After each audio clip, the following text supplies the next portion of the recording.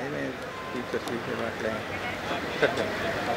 सर्वांना सर्वप्रथम मी महाराष्ट्र दिनाच्या आणि कामगार दिनाच्या खूप साऱ्या शुभेच्छा देते आणि आज हुतात्मा चौकामध्ये ज्यांनी आपल्या महाराष्ट्राला संयुक्त महाराष्ट्र करण्यासाठी हुतात्मा दिला त्यांना अभिवादन करण्यासाठी आम्ही आलेलो आहे आणि महाराष्ट्र आणि मुंबई एकत्र राहावी यासाठी एक खूप मोठा लढा दिला गेला. याच्यामध्ये मग शाहीर असतील, लेखक असतील, विविध त्यावेळी लोकांनी भाग घेतला आणि म्हणून आज या महाराष्ट्राला जे पुरोगामित्व किंवा प्रगत महाराष्ट्र म्हटलं जातं हे सगळ्यांची त्यामुळे मोठी देणगी आहे. मला माहिती आहे की महाराष्ट्राचे सगळे उद्योग, महाराष्ट्रामध्ये सगळे गोष्टी जे आहेत ते बाहेर नेण्याचा प्रयत्न केंद्र सरकारच्या माध्यमातून सुरू आहे. महाराष्ट्राच्या राजकारणाची परिभाषासुद्धा बदललेली आहे. महाराष्ट्राच्या राजकारणाला पक्ष तोडणं, महाराष्ट्राच्या राजकारणामध्ये सरकार काढणं आणि त्याचबरोबर या सरकार यंत्रणाचा वापर करून आज आपण बघतोय की ज्यांच्यावरती ईडीच्या नोटीस होत्या तेच आता उमेदवार म्हणून उभे आहेत आणि म्हणून मला अपेक्षा आहे की या वेळेला महाराष्ट्र दिनाच्या निमित्ताने शुभेच्छा देत असताना, कामगार दिनाच्या निमित्ताने शुभेच्छा देत असताना, कारण कामगार असं म्हटलं होतं की जी पृथ्वी आहे ही कामगारांच्या हातावर असं लोकशाहीर अण्णाभाऊ साठेंनी सांगितलं होतं आणि त्यामुळे कामगारांचं महत्त्वसुद्धा खूप मोठं आहे.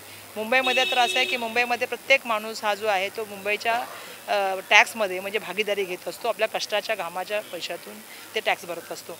दुर्दैवाने आम्ही बघितलं की 1,00,000 करोडमध्ये काळामध्ये 2 वर्ष कुठे गेले हे कोणाला कळलंच नाही आणि त्यामुळे ही वेळ आहे आता की ज्या वेळेला लोकांनी विचार केला पाहिजे की देशाची लोकशाही आणि देशाचं संविधान आणि देशाला ज्यांनी हुतात्मा दिलं, महाराष्ट्राचा गौरव ज्यांनी वाढवला त्यांना खरंच श्रद्धांजली किंवा अभिवादन करायचं असेल तर यावेळेला मला वाटतं जनता योग्य तो निर्णय घेईल. महाराष्ट्राचं जर महाराष्ट्र बघायला गेलं तर देशाला दिशा देणारा म्हणून महाराष्ट्र आज बघितला जातो.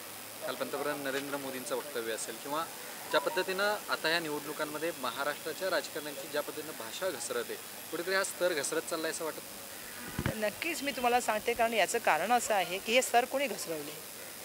आज आपण बघतोय की ह्या मागच्या 5-10 वर्षामध्ये हे स्तर ज्या तऱ्हेने घसरलेले आहेत याचं कारण असं आहे की जसं तुम्ही सांगितलं की महाराष्ट्राला सुसंस्कृत राजकारणाची परंपरा होती, महाराष्ट्राला अजातशत्रू राजकारणाची परंपरा होती. जरी विरोधामध्ये जरी लोक असले तरीसुद्धा त्यांना सन्मानाने बोलवण्याची आणि राजकारणामध्ये वैर हे फक्त विचारांचं असायचं की आपल्याला काही मतं मांडायची ती असायची आणि त्याच्यानंतर जे महाराष्ट्राला पुढं घेऊन जाईल किंवा महाराष्ट्राला योग्य दिशेने घेऊन जाईल ती पावलं त्या ठिकाणी उचलण्याचा निर्णय घेतला जायचा.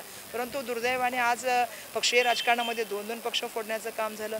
आज ज्या तऱ्हेने भाषा बोलली जाते, दमची भाषा दिली जाते, पोलीस असतील, विविध यंत्रणा असतील, यांना सांगितलं जातं की तुम्ही आमची काहीच करू शकत नाही, तुम्ही आमचा व्हिडिओ करून जास्तीत जास्त आपल्या बायकोला दाखवू शकता.